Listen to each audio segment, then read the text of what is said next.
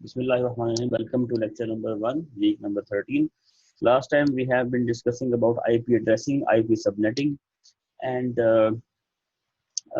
Classful IP addressing और classless IP addressing के बारे में हमने बात की थी और काफ़ी डिटेल में हमने एग्जांपल भी की थी। आज जो हमारा टॉपिक है वो है DSCP, dynamic host configuration protocol. और डीएससीपी का मकसद ये होता है कि अगर आपका कंप्यूटर जो है जिसको आईपी एड्रेस चाहिए हो तो वो आईपी एड्रेस की रिक्वेस्ट करता है, और वो जो रिक्वेस्ट करता है वो डीएससीपी सर्वर से करता है। आपका जो कंप्यूटर होता है या आपका मोबाइल है, जो भी डिवाइस जिसको आईपी एड्रेस चाहिए होता है, तो आईपी एड्रेस जो किसी कंप्यूटर को आप दे सकते हैं वो दो तरीके से दे सकते हैं किसी भी डिवाइस को, एक मैनुअली और एक ऑटोमेटिकली। तो अगर आप देखेंगे आपके पास मैंने सेटिंग्स खोली हुई है इसकी अपनी कनेक्शन की प्रॉपर्टीज में। अगर आप जाएं तो यू विल सी कि यहाँ पे IPv4 लिखा है, इसमें डबल क्लिक करें तो ये कहता है use the following IP address. अगर मैं इसमें क्लिक करता हूँ तो यहाँ जो आप आईपी एड्रेस लिखेंगे वो इस्तेमाल होगा, और इसको हम कहते हैं बेसिकली ये हम क्या यूज कर रहे हैं, इसको हम कहते हैं मैनुअल कॉन्फ़िगरेशन कहते हैं इसको, और स्टैटिक आईपी एड्रेस कहते हैं। लेकिन अगर आप ऑटोमेटिकली पे क्लिक करते हैं तो उसका मतलब क्या होता है कि अब आप डीएससीपी पे ये बात छोड़ रहे हैं कि अब आपका कंप्यूटर जो है वो डीएससीपी से आईपी एड्रेस लेगा और वहाँ से हमारी जो है वो डीएससीपी के थ्रू वो आईपी एड्रेस लेके वर्किंग करेगा। तो अभी मैं अगर आपको दिखाऊं तो मैंने यहाँ पर डीएससीपी को इनेबल किया, तो मेरे कंप्यूटर ने जो ये आईपी एड्रेस लिया है वो कहाँ से लिया, वो डीएससीपी सर्वर से लिया। तो डीएससीपी इज अ सर्वर जो कि इस्तेमाल होता है for the purpose of assignment of IP address automatically. ठीक है जी बात। अच्छा, इसमें इम्पॉर्टेंट बात ये है कि ये क्लाइंट सर्वर मॉडल है, और इसमें एक क्लाइंट वर्जन होगा और एक सर्वर वर्जन होगा। सर्वर जो है वो सर्वर पे इंप्लीमेंट होगा जिसको आप डीएससीपी सर्वर कहते हैं, और जो क्लाइंट है वो क्लाइंट का जो ऑप्शन है वो अवेलेबल होता है हर डिवाइस के अंदर। जो भी आप आईपी एड्रेस इसको साइन करना होता है उसके पास डीएससीपी क्लाइंट होता है आजकल सबके पास। इससे पहले वो बूट पी के नाम से था, वो हुआ करता था, लेकिन आजकल डीएससीपी क्लाइंट ही सबके पास होता है। अच्छा, अब नेक्स्ट जो अहम बात है वो ये है कि ये एप्लीकेशन लेयर का प्रोटोकॉल है, ये इसका नेटवर्क लेयर का नहीं है। फिर हम इसको यहाँ क्यों पढ़ रहे हैं, वो इसलिए पढ़ रहे हैं कि इसका डायरेक्ट ताल्लुक आईपी के साथ है, इसलिए हम इसको यहीं पे पढ़ रहे हैं। वैसे तो ये लेयर जो है ना आपके पास 3 का लेयर 7 का प्रोटोकॉल है, लेयर 3 का नहीं है। लेकिन इसकी यूजफुलनेस आईपी लेयर के लिहाज से बहुत ज़्यादा, इसलिए हम इसको यहीं पे डिस्कस कर रहे हैं। अच्छा, तो इसमें जो मैसेज का फॉर्मेट है वो ये है कि जब एक क्लाइंट को आईपी एड्रेस चाहिए होता है तो वो मैसेज भेजता है और फिर उसमें रिस्पांस आता है। वो जो रिस्पांस और रिक्वेस्ट और रिप्लाई का जो मैसेज होता है उसका फॉर्मेट ये होता है। उसमें एक ऑप कोड की फील्ड होती है, और ऑप कोड का मतलब होता है कि 1 for request and 2 for reply. अगर ये रिक्वेस्ट है तो यहाँ 1 होगा, अगर रिप्लाई है तो यहाँ पर 2 होगा। एच टाइप है, एच टाइप का मतलब है हार्डवेयर की टाइप, वो इथरनेट है, मतलब अंडरलाइंग लेयर 2 पे कौन सी टेक्नोलॉजी है वो है हार्डवेयर टाइप। वो वर्चुअल सर्किट है, वो आपके पास हार्डवेयर टाइप के अंदर इथरनेट है, टोकन बस है, टोकन रिंग है, क्या है। ठीक है जी बात। वो उसके बारे में यहाँ पे होती है इन्फॉर्मेशन। एक नंबर होता है जिससे पता चलता है कि कौन सा है। अच्छा, इसके अलावा एच लेंथ, हार्डवेयर एड्रेस की लेंथ। अगर इथरनेट है तो उसकी एड्रेस की लेंथ 48 बाइट होगी। अगर वो इस तरह वो वीसीआई है तो वीसीआई का हमने सर वो देखा तो अपनी कितनी बाइट का होता है, मेरा ख्याल से 12 बाइट का होता है। तो वो 12 बिट्स का सॉरी होता है। तो इस तरीके से जो आपके पास ये जो आईपी एड्रेस सॉरी जो आपके पास जो भी नीचे लेयर 2 का एड्रेस है उसकी लेंथ होगी यहाँ पे। H count, number of hops कि कितनी दूर तक ये पैकेट जा सकता है। ये हॉप का मतलब क्या है, राउटर, यानी कितने राउटर दूर तक आप इस पैकेट को लेके जाना चाहते हैं। अगर यहाँ पे मैं 2 लिखूंगा इसका मतलब ये है कि मेरे कंप्यूटर से जो पैकेट निकलेगा रिक्वेस्ट का वो पहले राउटर के पास जाएगा, तो वो उस काउंट को 2 से 1 कर देगा। फिर वो अगले राउटर के पास जाएगा, वहां से वो 1 से 0 हो जाएगा, और वो उस राउटर के बाद अगले राउटर की तरफ नहीं जाएगा क्योंकि वो हाफ काउंट आपका 0 हो गया। तो इसका मतलब है कि 2 ही राउटर तक आपका जो सर्वर है वो ज़्यादा दूर नहीं होना चाहिए, वो करीब होना चाहिए। एक बात तो ये है, लेकिन अगर आपने दूर रखा भी हुआ है तो वो कितनी दूर तक आपका पैकेट जाएगा वो हाफ काउंट के अंदर लिखा होता है कि आपका पैकेट नेटवर्क में कितनी दूर तक ट्रेवल कर सकता है पॉसिबली। टाइम लैप्स जो है वो ये है कि जब से ये प्रोसेस शुरू हुआ है, उसने रिक्वेस्ट भेजी है, तो कितना टाइम जो है वो कंज्यूम हुआ है सारे प्रोसेस के अंदर। फ्लैग्स रिप्रेजेंट करते हैं कि यूनिकास्ट है, मल्टीकास्ट है, लेकिन इसकी एक बिट तो यही रिप्रेजेंट करती है, लेकिन बाकी बिट्स अभी यूज नहीं। क्लाइंट आईपी एड्रेस वो है जो कि आपका आईपी एड्रेस है। अब जारी बात है जब क्लाइंट रिक्वेस्ट करेगा तो उसके पास शुरू में कोई आईपी एड्रेस नहीं होगा, तो वो लिखेगा 0.0.0. योर आईपी एड्रेस, जब कोई सर्वर आईपी एड्रेस देगा किसी क्लाइंट को तो देगा कि ये लीजिए आपका आईपी एड्रेस है। सर्वर आईपी एड्रेस का मतलब यही है कि वो सर्वर अपना आईपी एड्रेस बताता है कि मेरा आईपी एड्रेस ये है। तो अगर आप मेरी कॉन्फ़िगरेशन अगर आप यहाँ देखें तो ये उसने बताया होगा कि आपका आईपी एड्रेस ये है, और डीएचसीपी सर्वर ने अपना आईपी एड्रेस भी बताया होगा कि मेरा आईपी एड्रेस। ठीक है जी बात। अच्छा, इसके अलावा गेटवे का आईपी एड्रेस, गेटवे क्या होता है इसके ऊपर भी हम बात करेंगे कि गेटवे कैसे कहते हैं। सर्वर का आईपी एड्रेस, सॉरी नेम, जिस सर्वर ने दिया उसका नाम भी हो सकता है, कोई आपके पास हो तो वो। बूट पी फाइल, ये एक्सटेंशन के लिए होती है। और इस तरीके से ऑप्शन फील्ड होती है, ऑप्शंस के अंदर बहुत सारे ऑप्शन हो सकते हैं। 64 बाइट की ये फील्ड है, बहुत सारी इन्फॉर्मेशन इसके अंदर हो सकती है। ठीक है, नेक्स्ट ये ऑप्शन फील्ड है, उसके अंदर फर्दर अगर देखें तो वो 64 जो बाइट्स हैं वो 3 हिस्सों में तकसीम होती है। एक बाइट जो है वो टैग के लिए रिजर्व होती है, और एक बाइट लेंथ के लिए, और बाकी 62 बाइट जो है वो वैल्यू की फील्ड होती है। तो टैग फील्ड के अंदर मुख्तलिफ वैल्यूज मुख्तलिफ चीज़ों को रिप्रेजेंट करती है, लेकिन डीएससीपी के जो ये मैसेजेस होते हैं उनके लिए टैग फील्ड की वैल्यू 53 होती है, और लेंथ जो है 1 बाइट होती है। ठीक है जी बात। इसका मतलब ये हुआ कि 1 बाइट इसकी लेंथ है जो इस्तेमाल हो रही है। अब जहाँ जो वैल्यू होगी वो 1 2 3 4 5 6 7 8 इनमें से कुछ भी हो सकती है, और ये स्पेसिफिकली फॉर डीएससीपी के लिए मखसूस किए गए हैं, रिक्वेस्ट एंड रिस्पॉन्स डीएससीपी के लिए। अच्छा, अब इसका देखते हैं ऑपरेशन ये वर्क कैसे करता है, डीएससीपी काम कैसे करता है। सबसे पहले क्या होगा कि एक आईपी एड्रेस चाहिए होगा सर्वर से। सर्वर का आईपी एड्रेस जो है वो ये है 181.14.16.170। अब क्लाइंट को अपना आईपी एड्रेस नहीं पता, क्वेश्चन मार्क लगा हुआ है, लेकिन क्लाइंट को तो डीएससीपी का आईपी भी नहीं पता। तो फिर जब ये पैकेट भेजता है शुरू में, तो ये रिक्वेस्ट पैकेट जो भेजा है डिस्कवर, सबसे पहले तो इसने सर्वर को डिस्कवर करना होता है कि is there any DSCP server out there. तो ये एक डीएससीपी डिस्कवर का मैसेज भेजता है, और उसके अंदर ट्रांजैक्शन आईडी, हाँ हमने चीज मिस की थी लास्ट उसमें, कि ट्रांजैक्शन आईडी क्या होता है। ये ट्रांजैक्शन आईडी जो है बेसिकली ये आपके पास होता है, इंटीजर होता है, ये क्लाइंट खुद रखता है। ये रिक्वेस्ट और रिस्पॉन्स जो है उनके अंदर सेम होता है।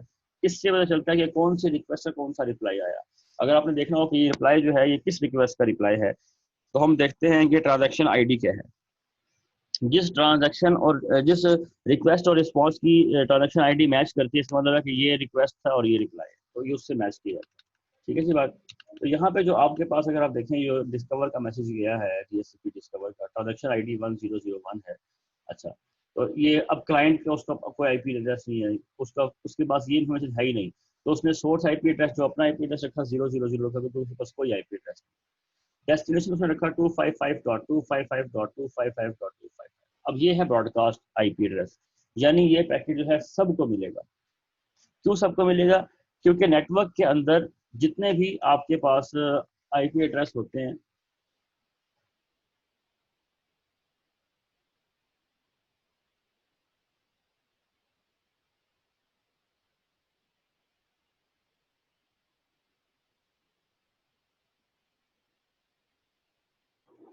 अच्छा जी, तो ये सोर्स आईपी एड्रेस जो है वो 0.0.0 है, क्योंकि उसको अपना आईपी एड्रेस नहीं पता। डेस्टिनेशन उसने ब्रॉडकास्ट कर दिया, क्योंकि उसको ब्रॉडकास्ट इसलिए कर रहा है कि there can be more than one DSCP server in the network. तो ये पूरे नेटवर्क में, और उसको ये भी नहीं पता कि वो चाहे अगर एक भी हो तो उसको इस वक्त नहीं पता कि कितना वो मतलब क्या आईपी एड्रेस है सर्वर का, तो इसलिए वो ब्रॉडकास्ट ही करेगा ताकि सबको मिले। अच्छा, अब जो डीएससीपी का पैकेट है डिस्कवर का, जब उसने ब्रॉडकास्ट किया, तो ब्रॉडकास्ट का मतलब ये है कि ये आपके नेटवर्क में हर कंप्यूटर को मिलेगा। अब जब हर कंप्यूटर को मिला, तो वो कंप्यूटर किस तरह पहचानेगा कि ये पैकेट मेरे लिए है या नहीं? वो पहचानते हैं पोर्ट की बेस पे। सोर्स पोर्ट नंबर 68 लगाते हैं और डेस्टिनेशन पोर्ट नंबर 67 लगाते हैं। ये पोर्ट नंबर क्या होता है कि जो सर्वर है, सर्वर ने सॉकेट ओपन की होती है, जिस मतलब एक चैनल उसने ओपन किया होता है जिसके अंदर वो रिक्वेस्ट को जो है ना एंटरटेन करता है, और वहां पे वो एक्सपेक्ट ये कर रहा होता है कि डेस्टिनेशन पोर्ट नंबर अगर 67 है तो वो पैकेट डीएससीपी को हैंड ओवर कर दिया जाता है। अच्छा, बाकी कंप्यूटर जितने भी चल रहे होंगे, किसी के पास पोर्ट नंबर 67 नहीं चल रही होगी, लेकिन जो डीएससीपी सर्वर होगा वहां पे पोर्ट नंबर 67 चल रही होगी। इसका मतलब ये होगा कि जो भी डीएससीपी सर्वर आपने रखा हुआ है अपने नेटवर्क के अंदर, वहां पे ये पोर्ट ओपन होगी। और पोर्ट ओपन होने का मतलब ये होता है कि जब ये जो ब्रॉडकास्ट का पैकेट पहुंचेगा तमाम कंप्यूटर्स के ऊपर पूरे नेटवर्क में, चूंकि ये ब्रॉडकास्ट हो रहा है, तो जाहिर बात है सर्वर को भी मिलेगा। अब बाकी जो तमाम कंप्यूटर्स हैं वो फिर सर रिसीव। जी जी जी, पूछो। सर अगर मतलब किसी कंप्यूटर पे पोर्ट नंबर 67, सर आवाज आ हाँ रही है? हाँ जी, आ रही है, मुझे आ रही है जी। सर अगर सर अगर किसी नेटवर्क और कंप्यूटर पे हम्म पोर्ट नंबर मैनुअली 67 ओपन है, तो क्या हम्म। वो उसे एक्सेप्ट कर लेगा? बिल्कुल एक्सेप्ट करेगा उसको, ऐसे ही है। देखें, वो सोर्स पोर्ट नंबर 68 और डेस्टिनेशन पोर्ट नंबर 67, तो पोर्ट नंबर 67 अगर आपने ओपन की हुई है तो वो कंप्यूटर उसको एक्सेप्ट करेगा, बिल्कुल करेगा, क्योंकि इसका मकसद यही होता है। तो अगर आप देखें, आमतौर पे तो जो फोर्जरी होती है वो ऐसी होती है कि आप एक इलीगल पोर्ट नंबर ओपन कर लेते हैं, ये वैसे अलाउ नहीं होता। अगर आप डीएससीपी सर्वर नहीं है और आप पोर्ट नंबर 67 ओपन कर लेते हैं, तो आप डीएससीपी के सारे पैकेट्स जो हैं वो उनको इंटरसेप्ट कर सकते हैं, और बाद में उनके अंदर जो भी इंफॉर्मेशन जा रही है वो आप देख सकते हैं। ये बिल्कुल ठीक बात है। और ये पार्ट ऑफ कह सकते हैं कि ये इस तरीके से भी हैक हो सकता है आपका, जो है आपको पता चल सकता है किस कंप्यूटर को कौन सा आईपी एड्रेस दिया गया है। वेल, अच्छा, लेकिन इंपॉर्टेंट बात जो है वो ये नहीं है। इंपॉर्टेंट बात ये है कि ब्रॉडकास्ट हुआ, और वो ब्रॉडकास्ट इसलिए हुआ कि ताकि पूरे नेटवर्क में वो फैल जाए, और उसमें नीयत जो थी वो ये थी कि there can be more than one server, ताकि वो सबको मिल जाए रिक्वेस्ट। अब मसला ये था कि ठीक है, रिक्वेस्ट सबको मिल गई, अगर एक भी था तो तब भी ब्रॉडकास्ट ही करना पड़ेगा, क्योंकि हमें नहीं पता कि सर्वर का आईपी एड्रेस क्या है। तो जब पैकेट हम ब्रॉडकास्ट कर रहे हैं तो फिर ये कैसे पता चलेगा कि ये पैकेट जो है डीएससीपी का है? ठीक है ना, क्योंकि वो हर डिवाइस ओपन कर रही है, वो पैकेट हर डिवाइस रिसीव कर रही है, हर डिवाइस रिसीव कर रही है, चूंकि ब्रॉडकास्ट हो रहा है। तो अब बाकी तमाम जो डिवाइसेस हैं आपके नेटवर्क में, जो बाकी बाकी सारे होस्ट हैं, कंप्यूटर्स हैं, इवन जो आपके मोबाइल फ़ोन है, वो सब रिसीव कर रहे होंगे इस पैकेट को। लेकिन रिसीव करने के बाद जब वो पोर्ट नंबर देखते हैं उसकी बिहाफ पे वो उसको डिस्कार्ड कर देते हैं। लेकिन डीएचसीपी सर्वर जो है वो इस पोर्ट नंबर को देखते हुए क्या कहेगा, हाँ 67, वो कहेगा हाँ जी दिस इज फॉर डीएचसीपी। असल में मैं आपको बताता हूँ, जो प्रोग्राम चल रहे होते हैं किसी में, आपको पोर्ट नंबर के बारे में पता है तो यहाँ देखें ना, इस सर्वर के ऊपर बहुत सारे प्रोग्राम चल रहे होंगे, जिसमें से एक प्रोग्राम डीएचसीपी सर्वर का होगा, ऐसे ही है ना। ये मैं लिख देता हूँ, डीएचसीपी का एक प्रोग्राम होगा, एस लिखता हूँ मैं यहाँ पे, डीएचसीपी सर्वर। और यहाँ पे ये क्लाइंट है, इसके पास जो है वो डीएचसीपी, ये क्लाइंट डीएचसीपी सी। अच्छा, डीएचसीपी सी और डीएचसीपी एस। लेकिन क्या यही प्रोग्राम है? नहीं, there can be many other program, like वो जो विंडोज का वो जो वेब सर्वर होता है वो भी होते हैं, ठीक है ना। और एक फाइल सर्वर भी हो सकता है। इसी तरीके से यहाँ पर और प्रोग्राम भी हो सकते हैं। मतलब सिर्फ यही नहीं है कि यहाँ पे डीएचसीपी का क्लाइंट चल रहा है, बल्कि यहाँ पे और प्रोग्राम भी चल सकते हैं, लाइक एफटीपी क्लाइंट और डीएनएस क्लाइंट, और बहुत सारे हो सकते हैं। अब जो पैकेट यहाँ से गया, वो किस प्रोग्राम ने प्रोड्यूस किया, और यहाँ पे जब वो रिसीव होगा तो वो किसको हैंड ओवर करना है यहाँ पे? अब जारी बात है कि किसी ना किसी एप्लीकेशन को ही हैंड ओवर करना है ना, जो उसको हैंडल करेगी पैकेट। जारी बात है, ये पैकेट अब इनको नहीं दे सकते हम, ये तो हमें डीएचसीपी सर्वर को ही देना है, इस वाले प्रोग्राम को हैंड ओवर करना है, ताकि वो आईपी एड्रेस दे। तो हर कंप्यूटर में प्रोग्राम्स को जो आप चलाते हैं उनको एक नंबर असाइन कर दिया जाता है। ठीक है जी बात, पोर्ट नंबर जिसे कहते हैं, प्रोसेस नंबर भी कहते हैं। तो डीएचसीपी को हमेशा 67 नंबर असाइन किया जाता है। मैं आपको जरा ये चीज़ यहाँ दिखाता हूँ कि अगर मैं यहाँ पे राइट क्लिक करूँ और मैं टास्क मैनेजर में जाऊँ, ठीक है जी बात, मैं ऐसे क्लियर करता हूँ यहाँ, चले मैं कभी क्लियर नहीं करता, मैं क्लोज करता हूँ, जैसा आपको यहीं दिखाता हूँ। तो अगर आप देखें, ये आपके प्रोसेसेस चल रहे हैं, देखें आप जितने प्रोग्राम चल रहे हैं आपके यहाँ पर,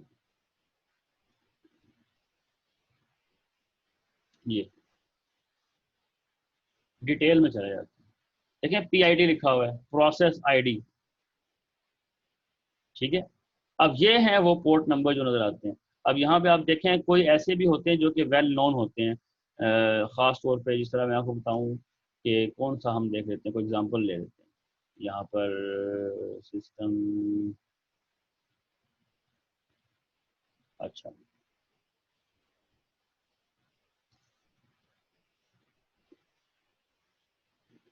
ये जूम देखें, जूम ये वाला यूज़ कर रहा है। अच्छा जी, इसके अलावा और भी होते हैं, ठीक है। मैं यहाँ पर मैं लिखता हूँ टेलनेट 192.168.1.1 एडमिन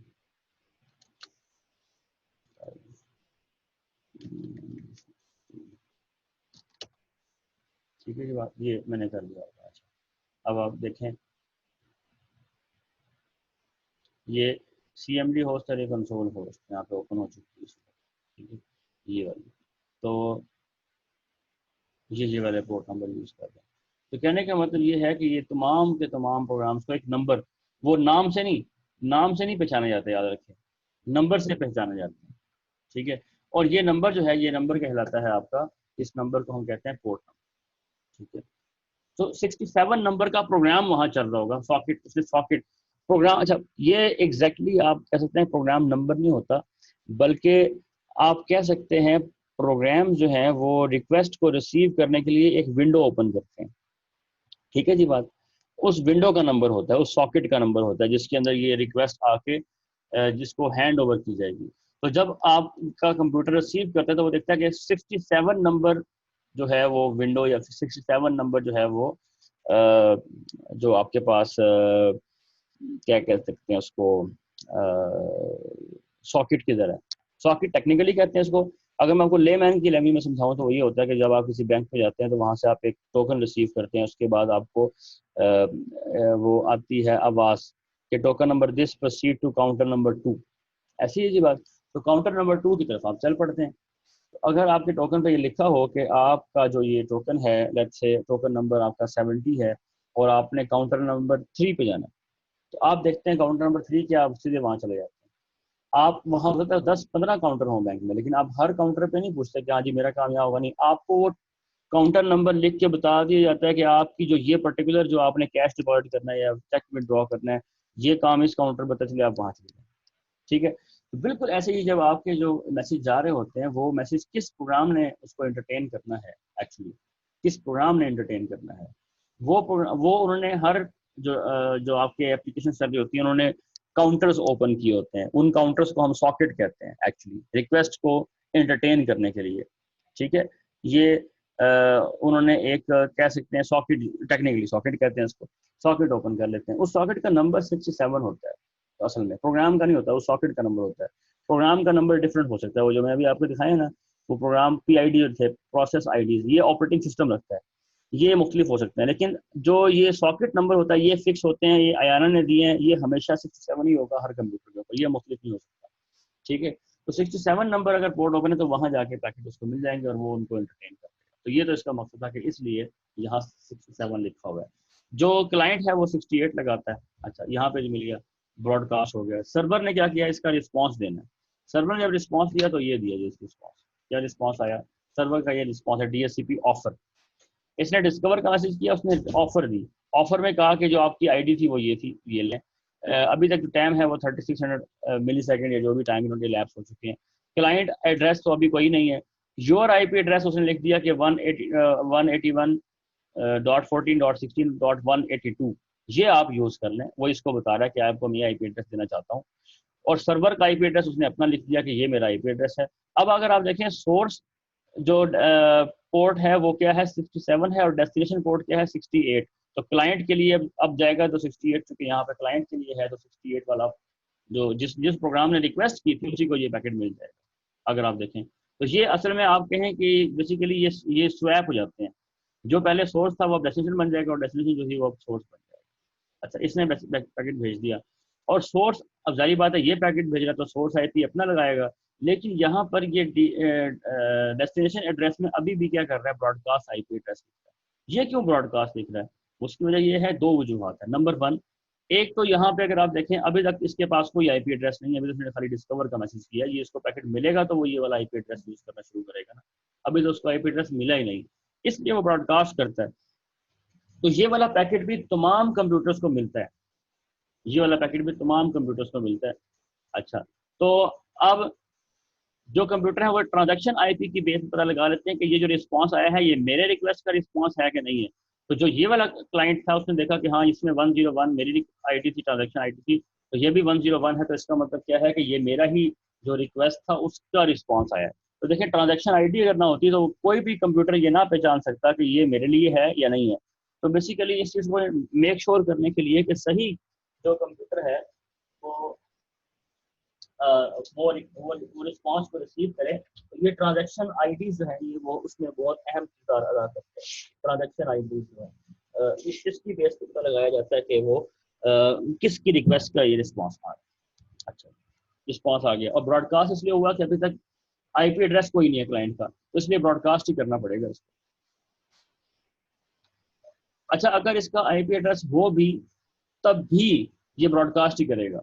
ब्रॉडकास्ट भी करता है क्योंकि ये जो सर्वर है ये अकेला, आमतौर पर तो अकेला ही होता है, लेकिन देयर कैन बी सिचुएशन जहाँ पे एक से ज्यादा डीएचसीपी सर्वर हो, तो ये ब्रॉडकास्ट करके दूसरे सर्वर्स को भी बताना चाहता है कि ये जो मैंने आईपी एड्रेस है वो मैंने इस कंप्यूटर को ऑफर कर दिया, ताकि वो किसी और को ऑफर ना करें, इस तरह की कोई कंफ्लिक्ट ना आए, तो वो दूसरों को भी बताना चाहता है बेसिकली।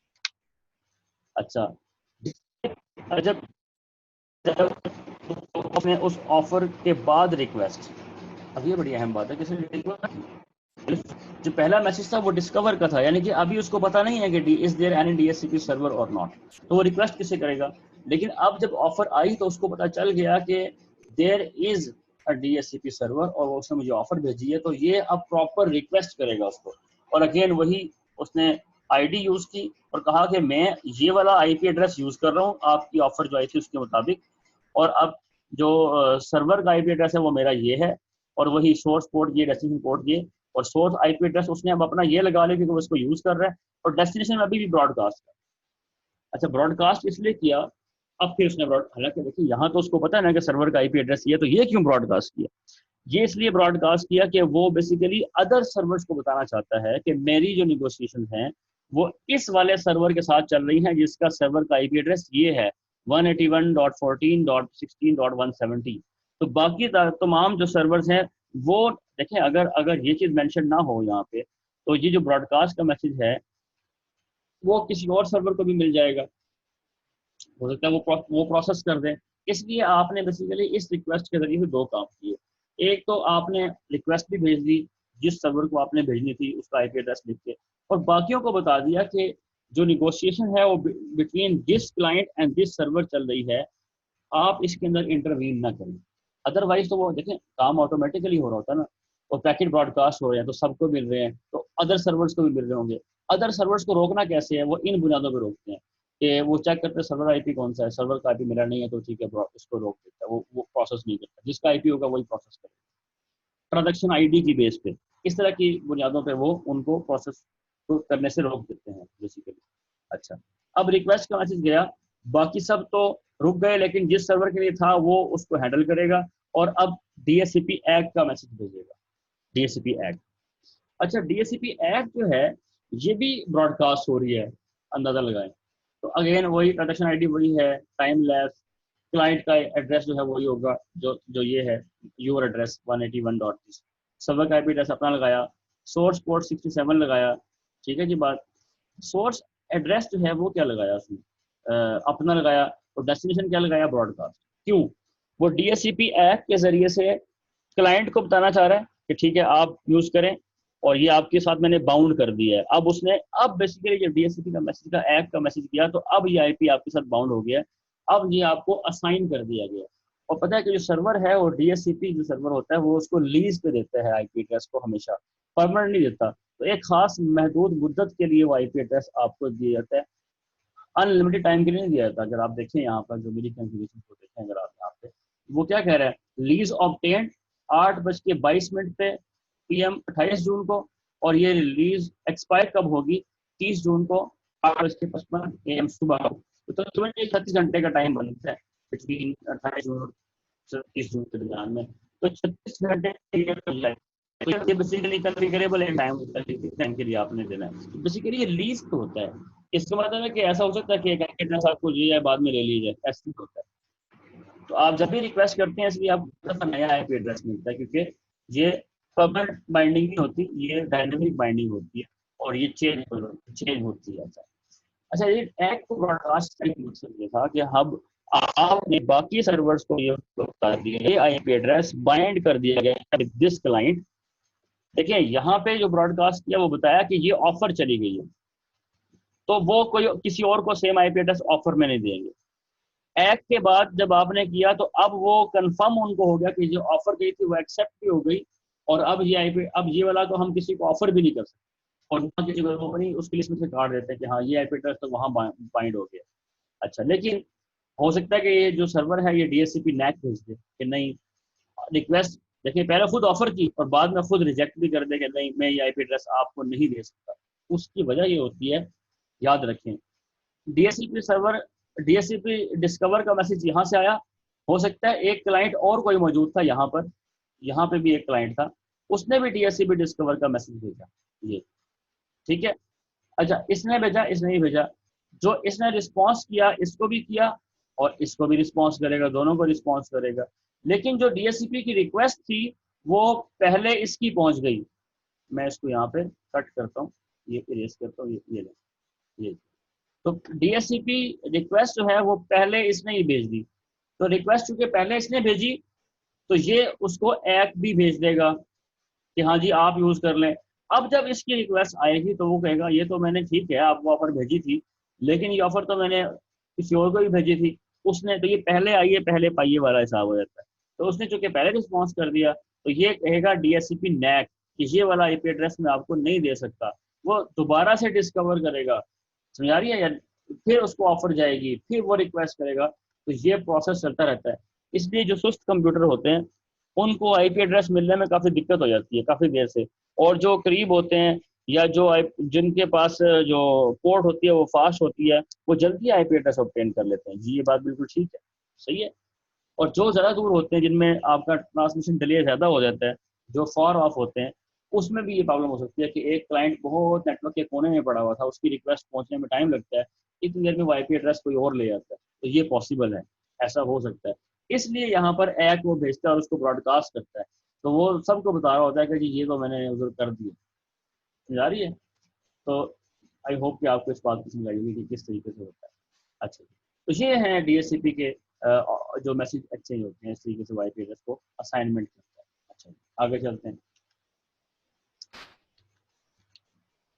ये इसकी फाइनाइट स्टेट मशीन है कि किस तरीके से उसका फ्लो चार्ट है बेसिकली, ये जो सारा, तो देखिए अगर फ्लो चार्ट आपके पास आ जाए तो ये प्रोग्राम आप बना सकते हैं। तो नेटवर्क प्रोग्रामिंग का जो कोर्स होता है उसके अंदर हम ये करवाते हैं कि बच्चों से, देखिए जितने भी हमने प्रोटोकॉल्स पढ़े हैं अभी तक लेयर वाइज, वो सारे इम्प्लीमेंट करवाए जा सकते हैं, ठीक है, उन सारों को आप इम्प्लीमेंट कर सकते हैं। और पाइथन में भी आमतौर पर ज़्यादातर आजकल किया जाता है उसको, और वो बाकायदा आप वर्किंग कंडीशन में उनको देख सकते हैं, खुद प्रोग्राम लिख सकते हैं, ठीक है। ओके, तो इनिट आपने यहाँ से इनिशिएट किया प्रोसेस, और ये आपने डीएचसीपी डिस्कवर का मैसेज भेजा और सिलेक्टिंग वाले फेज में आप चले गए। तो आप क्या कर रहे हैं, वेट कर रहे हैं जब तक डीएचसीपी ऑफर का मैसेज ना आ जाए। जैसे डीएचसीपी ऑफर का मैसेज आया तो आपने साथ ही रिक्वेस्ट भेजी, जब रिक्वेस्ट आई तो अब आप रिक्वेस्ट के बाद एक का वेट करेंगे। हो सकता है कि डीएचसीपी की नैक आ जाए, नैक आ गई तो मतलब किसी और को मिल गई आपकी ऑफर, आपने लेट कर दिया, दोबारा से प्रोसेस को इनिशिएट करें। लेकिन अगर एक मिलती है तो इसका मतलब यह है कि हाँ वो अब आपके साथ बाउंड कर दिया है। अच्छा, बाउंड होने के बाद की कहानी बहुत इंटरेस्टिंग है।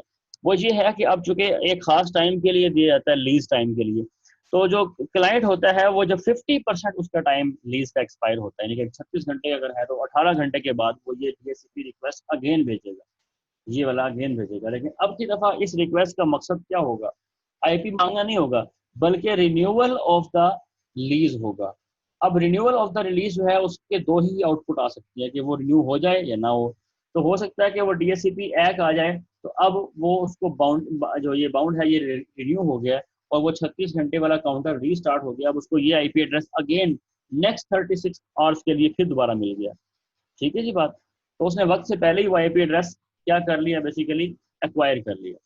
अच्छा, एक और ऑप्शन है कि रिक्वेस्ट का जो मैसेज है वो इसका कोई जवाब नहीं आया, कोई डीएचसीपी हैक नहीं आई, ठीक है, उसने सर्वर ने रिस्पॉन्ड नहीं किया। तो फिर जब 87.5% टाइम गुजरता है तो ये फिर से वही डीएचसीपी रिक्वेस्ट करता है कि आप मुझे दोबारा से इसको रीबाइंड कर दें, रिन्यू कर दें, मुझे आईपी एड्रेस रीबाइंड कर दें। तो अब डीएचसीपी सर्वर जो है वो क्या कहते हैं उसको, अगर एक भेजता है तो उसको फिर नहीं हो जाएगा। लेकिन हो सकता है कि वो नैक भेजे, और नैक अगर वो भेजता है तो इसका मतलब क्या है कि आपको ये वाला आईपी एड्रेस नहीं दिया जा सकता, आप ऐसे करें कोई और आईपी एड्रेस जो है वो दोबारा से रिक्वेस्ट करें शुरू से, तो शुरू से ये प्रोसेस करेगा। इस तरीके से आईपी एड्रेस उसको मिल रहा होता है और वो उसको अपनी लीज को रिन्यू करता रहता है एक्सपायर होने से पहले। मैं आपको जरा ये चीज़ दिखाता हूँ अपने सर्वर, ये देखिए मैंने ये राउटर अपना खोला हुआ है। राउटर के अंदर अगर आप देखें यहाँ पर तो ये DHCP मेरा सर्वर है। अगर आप देखें ये जितने आईपी एड्रेस लीज पे दिए हुए हैं ये सब दिए हुए हैं। और ये क्या लिखा हुआ है, एक्सपायर इन दिस, ये 23 घंटों में, 19 घंटे, 8 घंटे, 24, 23, तो मुख्तलिफ जो है ना हर एक का टाइमर रखा हुआ है कितनी देर में ये आईपी एड्रेस, तो उसने बाइंडिंग की हुई है कि ये उसका होस्ट का नाम है, ये उसका मैक एड्रेस है, उसको मैंने ये आईपी एड्रेस दिया हुआ है। कन्फिगरेशन थोड़ा अगर सा आप जूम करें। जूम कर देता हूँ इसको, अगर आपको नजर नहीं आ रहा तो मैं आपको दिखा देता हूँ DHCP किधर गया। ये DHCP है और मैं इसको जूम कर देता हूँ। ठीक है जी, नजर आ रहा है आप? तो ये वहीं से थोड़ा सा जूम करें। ठीक है सर। ठीक है ना, तो ये वो अगर आप देखें, अब यहाँ पे वो बेसिकली क्या कर रहे हैं जी, ठीक होगी बात। ये इस तरीके से आपका कंप्यूटर जो है वो ये आपका जो PTCL का राउटर है वो, ये जो उसने आईपी एड्रेस असाइन किया उनकी लीज है कि कौन कितनी देर में एक्सपायर हो रहा है और किस कंप्यूटर को क्या आईपी एड्रेस मिला हुआ है, उनके नाम भी यहाँ पे आए हुए हैं, उनके मैक एड्रेस आए हुए हैं और ये आईपी एड्रेस मिले हुए हैं DHCP में। अच्छा, अगर आपको मैं इसके अलावा दिखाऊं कि ये किस तरीके से हुआ आईपी एड्रेस, तो ये देखें DHCP सर्वर जो है वो डिसेबल अनेबल है। स्टार्ट आईपी एड्रेस ये है, एंड आईपी एड्रेस ये है, तो 2 से लेके ये 1 भी हम यूज नहीं करेंगे। सबनेट मास्क ये दिया हुआ है 255.255.255.0, मतलब 192.168.1, इतना हिस्सा फिक्स रहेगा और ये हिस्सा आखिरी वाला चेंज होगा। चेंज स्टार्ट कहाँ से होगा, 2 से होगा। ये अगर आप चाहें तो इसको 100 से स्टार्ट कर लें, तो पहले से आईपी एड्रेस नहीं देगा, वो आगे वाले देगा। ठीक है, इस तरीके से। तो ये आपने एनेबल किया, देखें ये लीज टाइम, ये यहाँ पे आप इसको 24 लिखा हुआ है, मतलब 24 घंटे के लिए लीज मिलती है। मैं चाहूँ तो इसको चेंज कर सकता हूँ। ठीक है, इसको आप इसको ज़्यादा करने 48 आवर करने तो 2 दिन के लिए जो है वो मिलेगा। तो आप यहाँ पे वो लीज टाइम डिसाइड कर सकते हैं। ये देखें DHCP के ऑप्शंस जो हैं यहाँ पे बहुत सारे होते हैं। DHCP के ऑप्शंस अगर आप देखें, मैं यहाँ पे आपको बताता हूँ कि एडवांस सेटअप ये है, DHCP ऑप्शन यहाँ चले जाते हैं, ऐड करता हूँ तो अनेबल कोड, कोड 1 से लेके 200 तक ये कोड हो सकते हैं। तो कहने का मतलब ये है कि अभी तो खैर हम इसको यूज़ नहीं कर रहे, लेकिन ये ऑप्शंस होते हैं बहुत सारे जो आप उसमें ऐड कर सकते हैं। ये होगी एक बात। अच्छा, एक बात, दूसरी बात क्या है जो मैं आपको बताना चाहता, ठीक है, तो ये हमने बात करनी थी कि वो किस तरीके से आईपी एड्रेस की बाइंडिंग होती है। अच्छा, ये बेसिकली राउटर है और ये सर्वर है। सर्वर ने अपने पास पूरा रिकॉर्ड रखा हुआ है।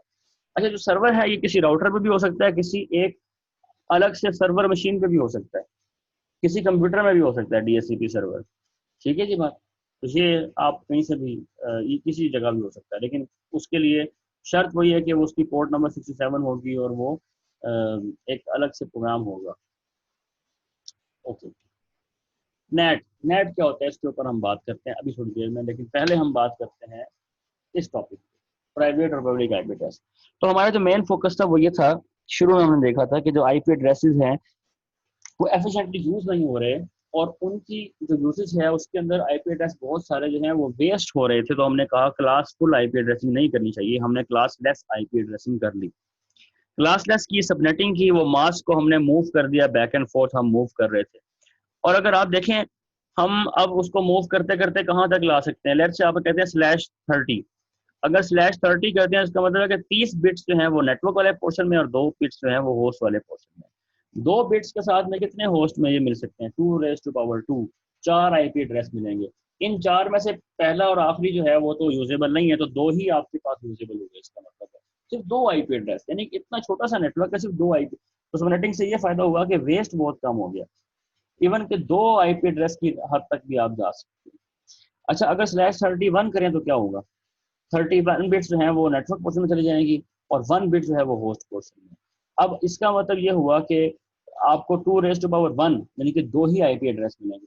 इन 2 में से पहला जो है वो नेटवर्क आईडी है और दूसरा ब्रॉडकास्ट आईपी है। तो यूजेबल आईपी कौन सा है, इसमें कोई है ही नहीं। तो इसलिए जो ये वाली रेंज है ये यूजेबल नहीं होगी। तो जो मैक्सिमम आप जा सकते हैं वो /30 तक जा सकते हैं, जिसका मकसद ये होगा कि अब आपके पास 2 आईपी एड्रेस है।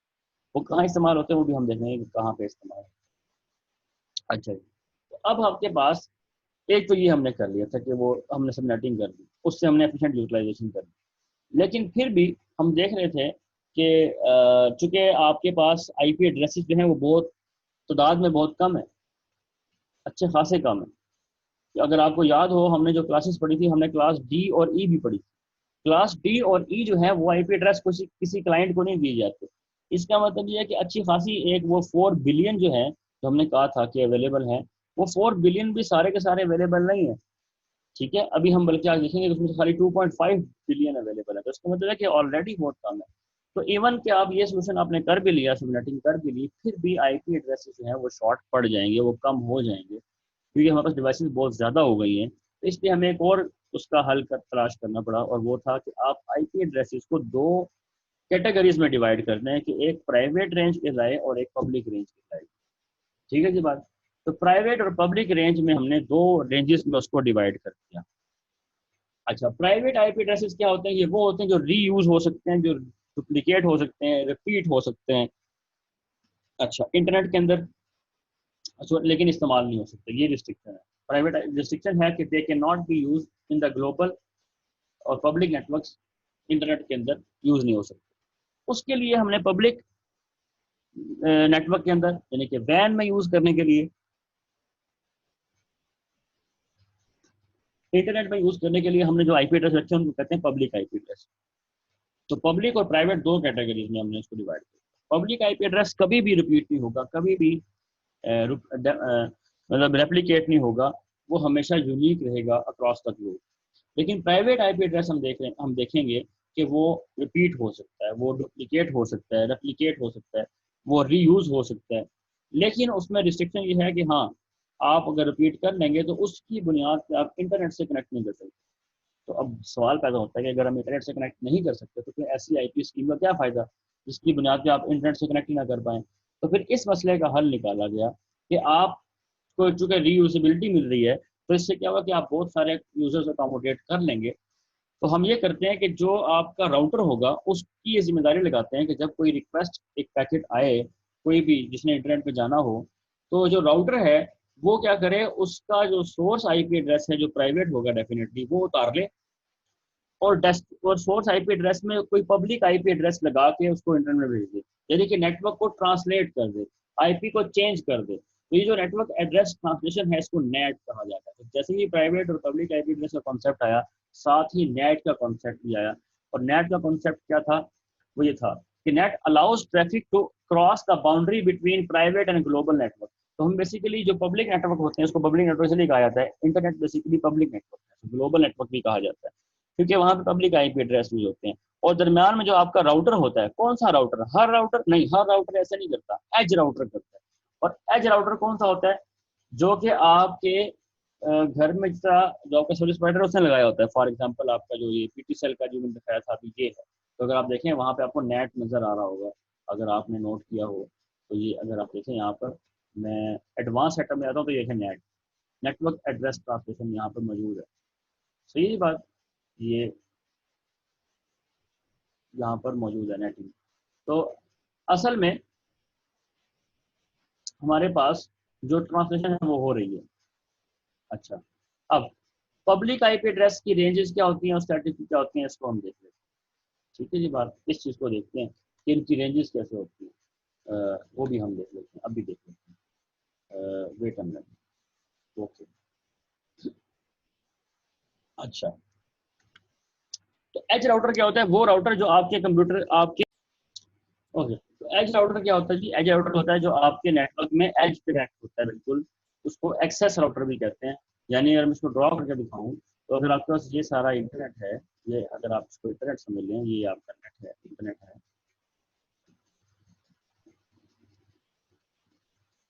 ये इंटरनेट है। तो आप जब कनेक्शन लेते हैं तो एक राउटर आपको लगा दिया जाता है, जिसके आगे फिर आप अपना ये पूरा एक नेटवर्क बना लेते हैं। ये आपका अपना नेटवर्क होता है जिसको आप कहते हैं लैन या प्लान। ठीक है जी बात। और इसको आप कहते हैं वैन। एक राउटर होता है दरमियान में जो कि आपका एज राउटर कहलाता है, या इसको आप, इस राउटर को आप एज राउटर भी कह सकते हैं, या इसको आप एक्सेस राउटर भी कह सकते हैं। ई से एज और इसको ए से आप एक्सेस राउटर भी कहते हैं, ठीक है। इसकी मदद से आप इंटरनेट को एक्सेस करते हैं। तो हम इसको बेसिकली इस तरफ से देखते हैं, इस तरफ से, इस तरफ से आप देखते हैं इंटरनेट का एज यही बनता है, इस तरफ से एक्सेस राउटर भी यही बनता है। तो इसलिए हम ये वाला एज राउटर एक्सेस करते हैं और इस पे नेटिंग होती है। इसके इस प्राइवेट आईपी एड्रेस चल रहे होंगे, इस तरफ पब्लिक होंगे। तो जब कोई रिक्वेस्ट आएगी उसमें प्राइवेट होगा तो ये राउटर वो प्राइवेट आईपी एड्रेस उतार के पब्लिक एड्रेस लगा के इंटरनेट पे भेजेगा। और जब वहां से रिस्पांस आएगा तो ये अगेन उस रिस्पांस के उतार उसमें आईपी एड्रेस दोबारा मुझे लगा के उस होस्ट भेज देता है। इसका मतलब राउटर का अच्छा खासा काम होता है।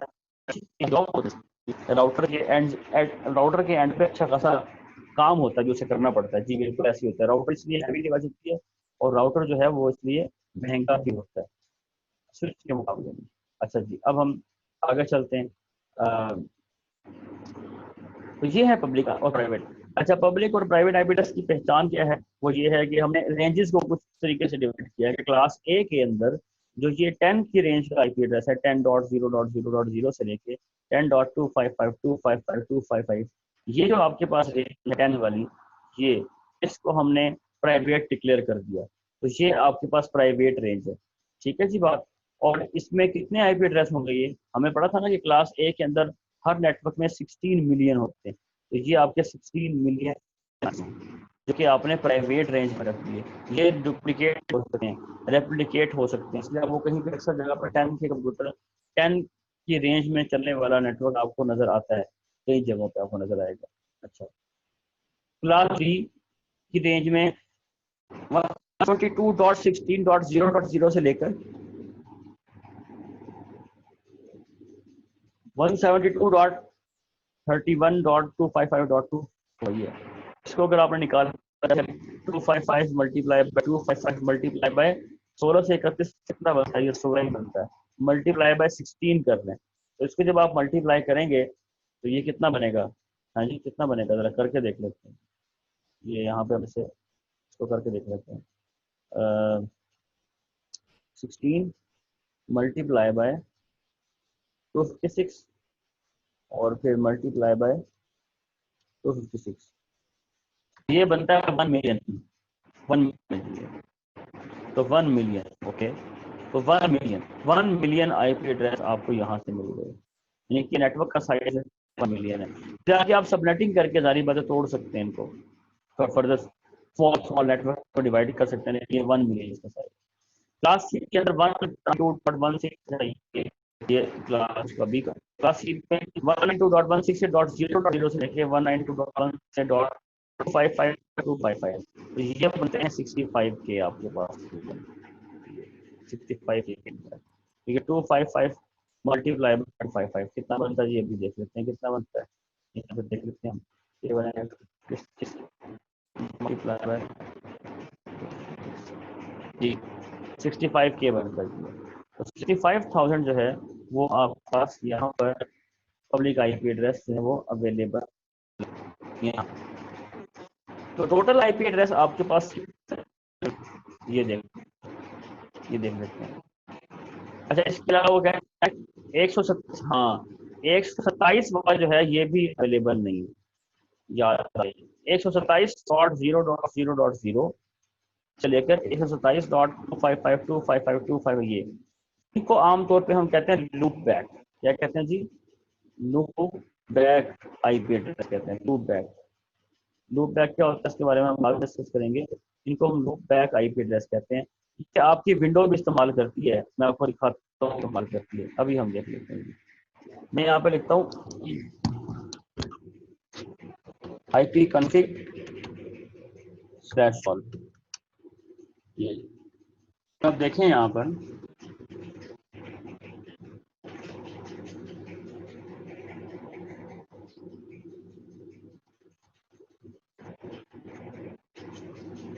ये IPv6 है, ये वाला। और ये मेरे पास जो कंप्यूटर है वो जो उसने आईपी एड्रेस दिया वो किस रेंज से दी है? क्लास सी की प्राइवेट रेंज है, देखे ना 192.168.1.1, ये देखिए 192.168 ये इस रेंज में आ रहा है, प्राइवेट है और क्लास कोई बात। इसके अलावा अच्छा 127.0.0. पिंग कर रहा है, क्योंकि वो लूप समझता है। ये रिस्पॉन्स कौन कर रहा है? वो कंप्यूटर खुद ही कर रहा है। तो ये 127 वाला जो आईपी एड्रेस है ना, ये उसको समझता है, ये उसको रिस्पॉन्स, ये आपका, ये इसको नहीं करेगा, इसको नहीं करेगा जी, ये 1 वाले को करेगा। ठीक है की बात? अच्छा, क्या ये 2 वाले को करेगा? 2 वाले को भी। तो ये 127 की रेंज से ऑनवर्ड्स हैं, ये आपके लूप बैक होते हैं, जो कि आपके कंप्यूटर के अंदर लॉजिकली अवेलेबल होते हैं, जो कि बिहाइंड द सीन होते हैं, फिजिकल नहीं होते, ये लॉजिकल इंटरफेसेस होते हैं। ठीक है, लूप बैक इंटरफेस।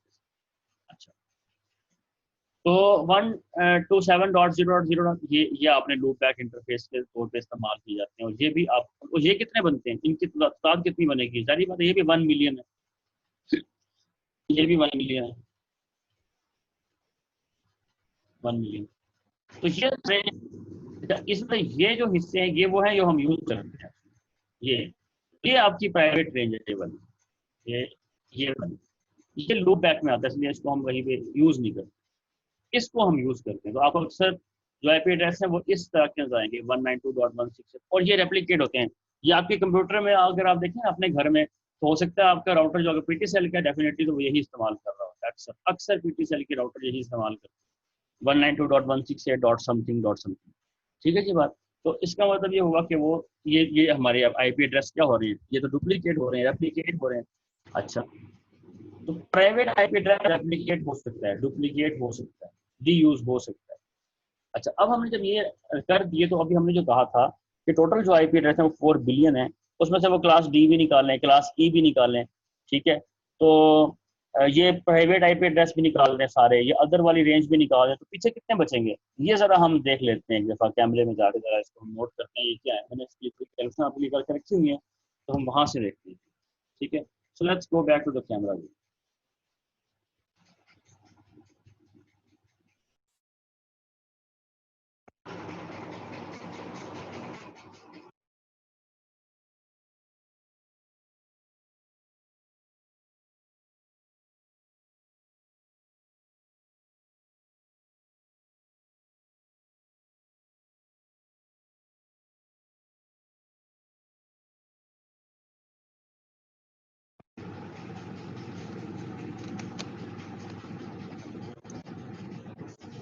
ठीक,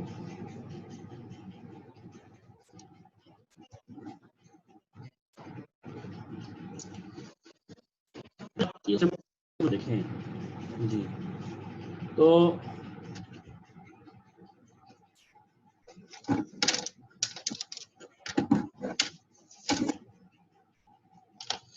तो 127 तक है, तो 128 नेटवर्क बनते हैं।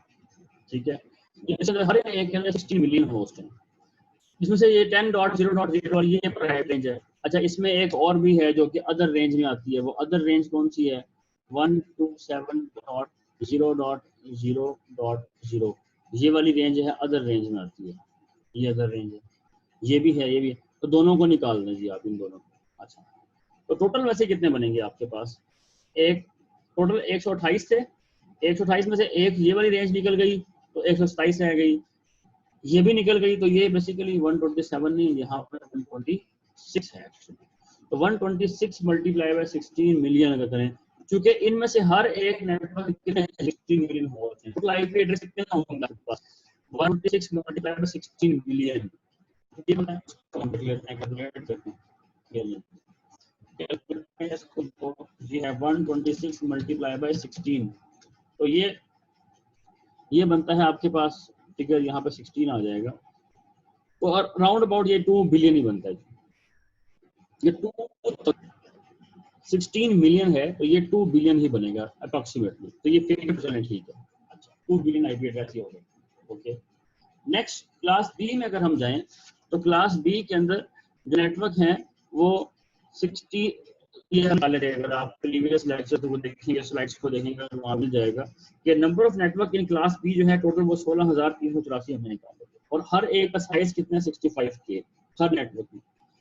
तो प्राइवेट रेंज जो है वो क्लास बी की वो क्या है 172.16.0.0 से के 172.31.255.255। ये कितने बनते हैं 16 मल्टीप्लाई 255,255,65,000 बनते हैं इस रेंज में। तो पब्लिक रेंज कितनी होगी वो टोटल निकाल लें 16,384 मल्टीप्लाई बाय 65 के, तो ये तो आपके टोटल आईपी एड्रेस आ गए। टोटल में से ये प्राइवेट माइनस कर रहे हैं 65 के, तो आपके पास 1 मिलियन बन जाता है। तो इसका मतलब ये हुआ कि तकरीबन 1 मिलियन प्राइवेट आईपी एड्रेस आपके पास क्लास बी के अवेलेबल है। क्लास बी के क्लास सी के आप देख लेते हैं। क्लास सी के नंबर ऑफ नेटवर्क जो है वो 2 मिलियन है, 56 होस्ट है। तो टोटल कितना बनेगा 2 इंटू 56 मिलियन यानी कि 512 मिलियन है। अब प्राइवेट पे 192.168.255.255 ये ठीक है। तो पब्लिक आईपी एड्रेस जो है वो कितने हैं हमारे पास, वो है टोटल 512 मिलियन में से 65 के माइनस करें तो स्टिल ये 5। अब हम टोटल पब्लिक आईपी एड्रेस जो है वो कैलकुलेट करते हैं, वो कितने होंगे 2 billion 1 million plus 1 million equal to 2 billion 53 million. तो ये तकरीबन 513 है, तो ये आप आधा बिलियन कंसिडर करें अगर, तो ये बन जाता 2.5 बिलियन। तो आप देखिए टोटल जो है वो 4 बिलियन थे, जिसमें से वो बाकी हमने प्राइवेट और क्लास डी और ई में निकाल दिया।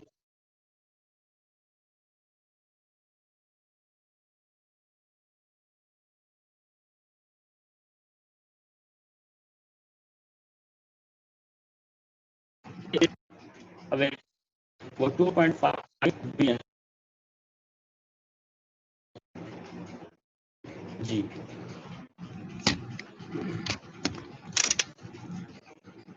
तो ये बता दीजिए आपको 2 12 मिलियन 2 इसको अगर आप देखें इसको डाउन ऑफ कर 2.5 बिलियन क्या है, हाफ बिलियन बनता है 500 मिलियन। तो ये टोटल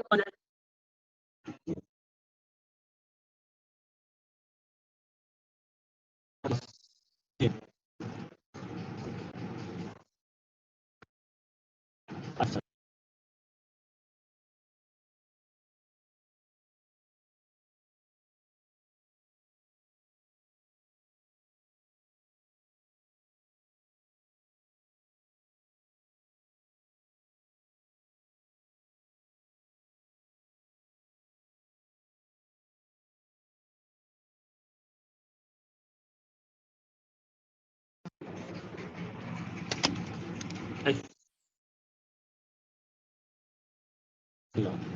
कोई बात नहीं, हम जरा इसे कवर कर लेते हैं। तो ये टोटल आपके पास 4 बिलियन है, जिसमें से आप 2.5 बिलियन आपका पब्लिक एड्रेस है वो अवेलेबल है। तो ये अहम बात है।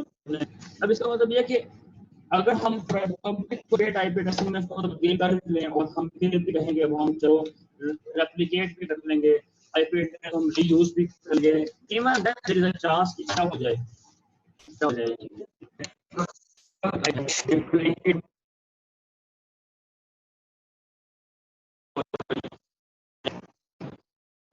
इसे तो हम नहीं कर सकते थे। ये तो एक इम्पोर्टेंट चीज।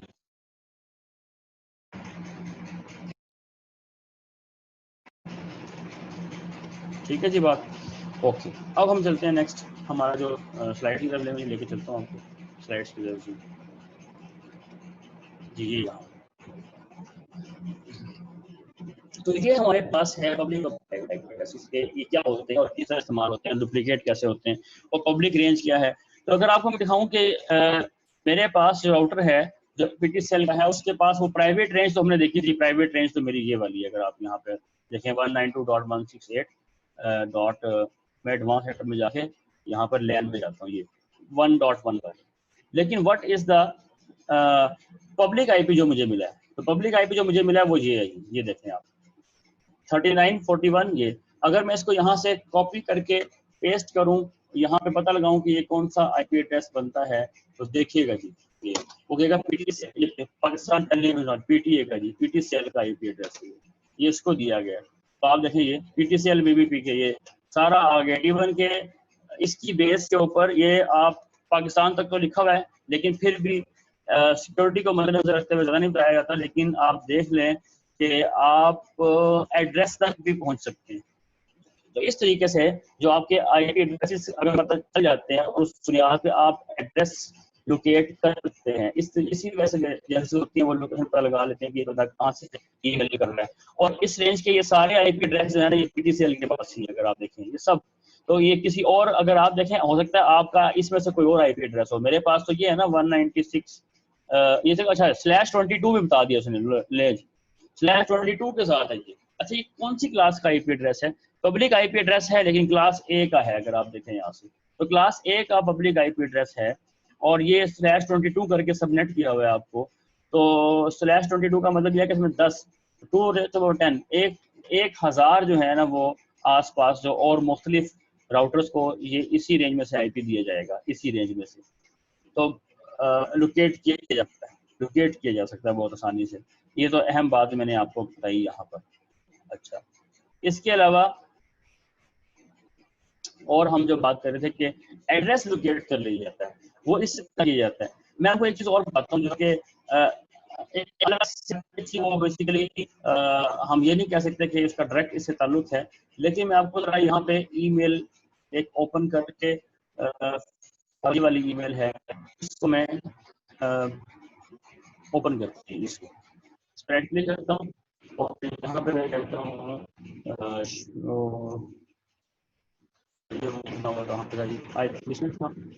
जी,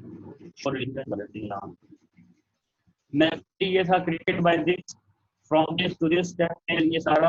अच्छा, और इसके अलावा अगर यहाँ आप आ जाए, यहाँ पर कम हियर, तो यहाँ पे अगर आप देखें तो आप आईपी करते हैं ईमेल में से कि कहाँ से ईमेल सेंड हुई है।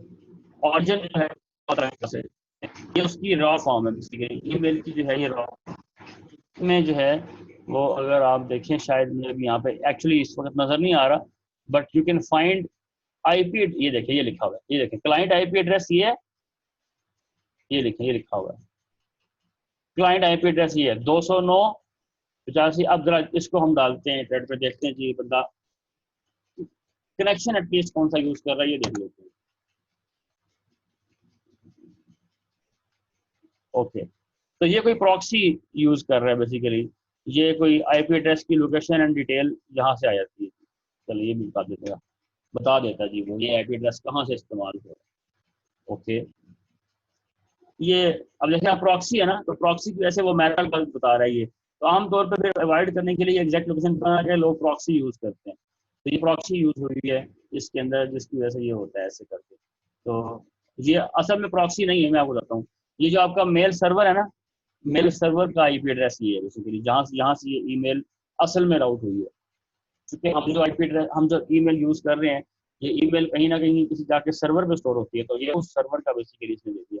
कहने का मतलब ये है कि आप इसको डिग डाउन करके इन चीज़ों की मदद से आप पता लगा लेते हैं बहुत सारी बातों का है। तो पब्लिक और प्राइवेट आईपी एड्रेस का मैंने आपको बताया, अपने कंप्यूटर का इसका ये पब्लिक आईपी एड्रेस आपको बताया, और ये किस रेंज में से ये हमने देखा। ठीक हो गई बात। अब हम चलते हैं आगे अपने नेक्स्ट टॉपिक की तरफ, जो कि छोटा सा टॉपिक है, इसे कवर करके आज को हम इसको क्लोज करें। अच्छा जी, अच्छा, तो नेट जो है, अब नेट की बात करते हैं। नेट में ये होता है कि अगर आप देखिए, जो राउटर होगा एज राउटर, उसके एक तरफ होगा public IP address site using private IP addresses, और इधर होगा इंटरनेट जहां पे पब्लिक आईपी एड्रेस। तो की रेंज का एक पब्लिक आईपी एड्रेस है। अब जो भी यहाँ से रिक्वेस्ट आएगी वो उसमें से ये जो प्राइवेट आईपी एड्रेस को उतारेगा और पब्लिक। अच्छा, अब सवाल ये है कि पब्लिक आईपी एड्रेस सही होते हैं, तो होता ये है कि जितने भी यहाँ पे आपके कंप्यूटर लग जाए या होस्ट लग जाए, उन सबको ये एक ही पब्लिक आईपी एड्रेस ट्रांसलेट करेगा। नेट का मतलब है नेटवर्क एड्रेस ट्रांसलेशन।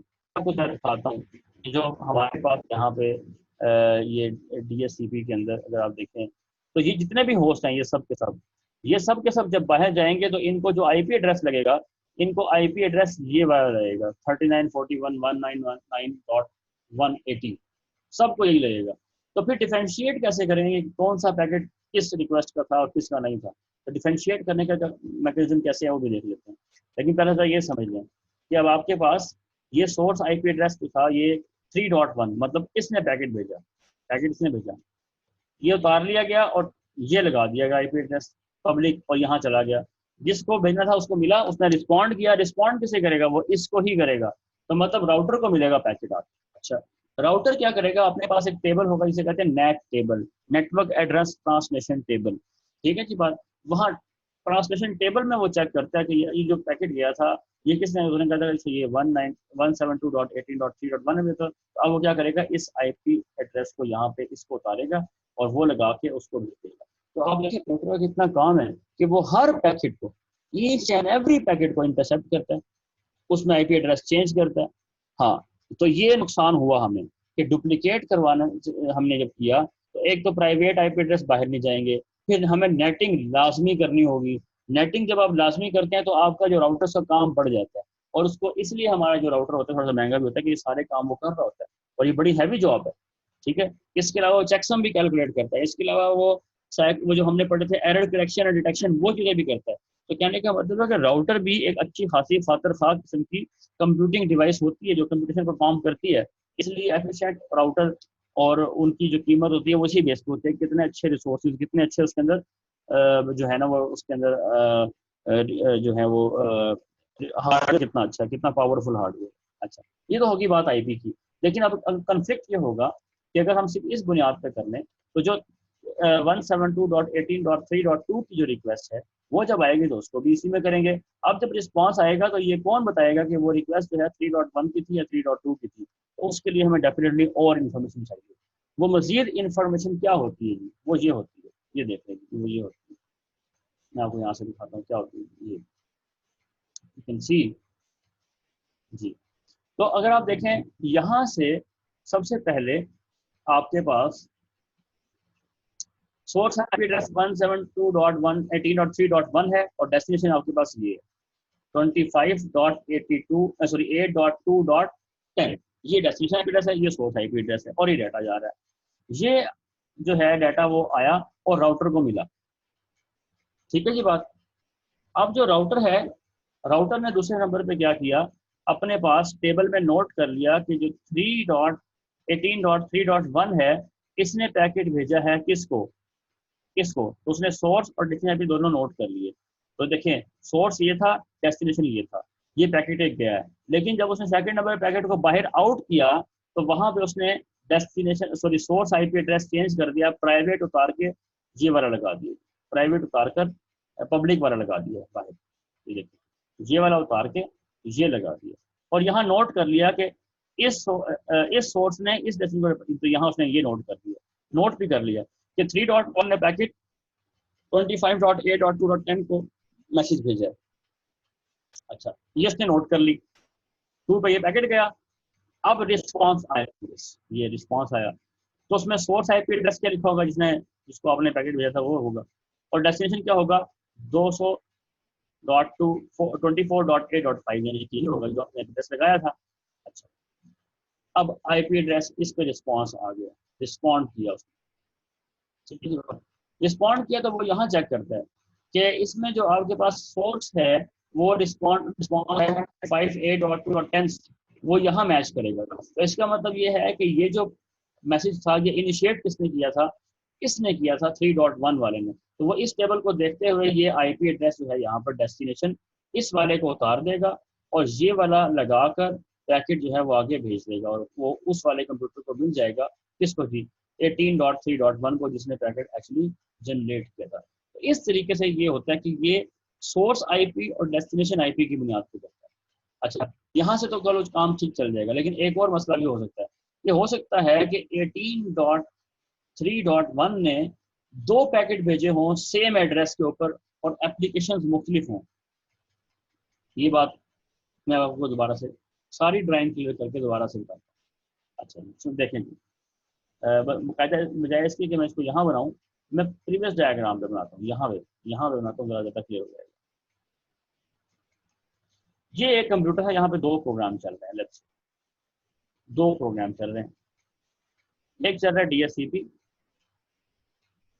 ठीक है जी बात, अभी हमने पढ़ा है, और एक चल रहा है HTTP चल रहा है। अच्छा, DSCP का नंबर क्या है 68, याद है ना, और HTTP का होता है 80। ये अभी आपको शायद पता ना हो, लेकिन मैं बताता हूँ। इसका 80 नंबर होता है, पोर्ट नंबर 80 होता है। इंटरनेट के अंदर जहाँ एक सर्वर पड़ा हुआ है जो कि DHCP सर्वर भी है, जहाँ से आप IP लेते हैं, ठीक हो गई बात जी, और जो कि आपके पास क्या है, आपका HTTP सर्वर भी है। एक ही डिवाइस है, HTTP वही है और डी ऐसा पॉसिबल है कि एक ही सर्वर 2-3 काम कर रहा हो। और इसका IP एड्रेस जो है ना, वो लेट्स से मैं कहता हूँ 2.2.2.2 है, आसान रख लिया ताकि लिखना आसान है, ठीक है जी बात, ये उसका IP एड्रेस। तो इसने जब पैकेट भेजा तो ये सोर्स क्या लिखेगा अपना, और डेस्टिनेशन में क्या लिखा होगा, 2.2.2.2 ये लिखा होगा। अच्छा, पैकेट गया, इसने अपने राउटर ने, ये राउटर जो है, राउटर ने अपने टेबल में नोट कर लिया, ये टेबल है, क्या क्या नोट किया। पहली चीज इसने नोट की कि सोर्स कौन है, असल में सोर्स कौन है, देखा कि ये सोर्स कौन है, डेस्टिनेशन कौन है, ये नोट किया।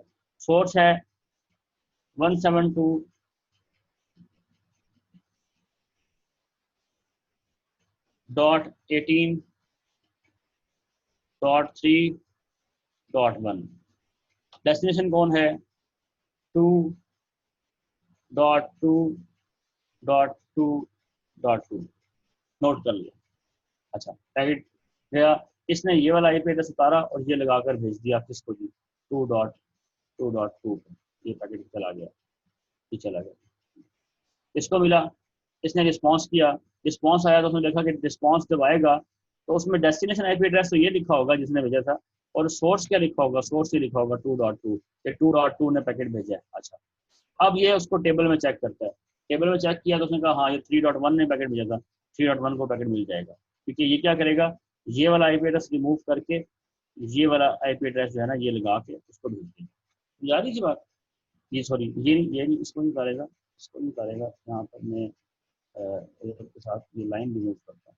हाँ जी, इसको नहीं करेगा, वो इस वाले IP एड्रेस को निकालेगा और उसकी जगह पे ये वाला IP एड्रेस लगाएगा यहाँ पर। यहाँ पे अभी भी वही लिखा होगा 2.2, क्योंकि 2 ने ही रिस्पॉन्स किया, इसको पता है। अच्छा, ये सारी काम तो हो गया, ये पैकेट चला गया। अच्छा, ये पैकेट अभी गया था, इसका रिस्पॉन्स नहीं आया, बल्कि इसने एक और पैकेट भी भेज दिया, तो उसमें भी क्या लिखा होगा कि पैकेट कौन भेज रहा है, 172 भेज रहा है, और वो जो पहले भेजा था वो DHCP की रिक्वेस्ट थी, और अब जो दोबारा भेजा है वो पैकेट जो है वो लेट्स से HTTP की रिक्वेस्ट थी, लेकिन उसमें सोर्स IP एड्रेस और डेस्टिनेशन IP एड्रेस तो सेम होगा ना, कि कौन किसको भेज रहा है, ये जो है कंप्यूटर, ये वाला कंप्यूटर इसको डाटा भेज रहा है, तो सोर्स IP एड्रेस 3.1 होगा, डेस्टिनेशन ये होगा, तो ये दोनों में मैच कर गया।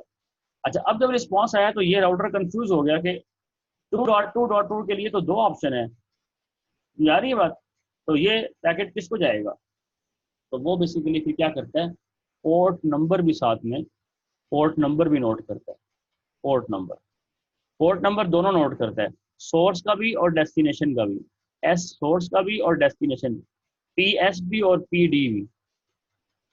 तो यहाँ पे सोर्स पोर्ट नंबर 68 था DHCP के केस में, ऐसी है ना, और HTTP के केस में क्या था, 80 था। अब उसको एग्जैक्टली पता है बेसिकली कि ये पैकेट कहाँ से किधर से होके जा रहा है। अच्छा, अब अगर देखें ना, हो सकता है कि ये जो आपके पास HTTP का पैकेट है वो 3.2 ने भेजा हो, तो वो नोट करेगा कि 3.2 जो है उसने पैकेट भेजा, और किसको भेजा, 2.2 को भेजा, लेकिन पोर्ट नंबर क्या 80 लगा के भेजा।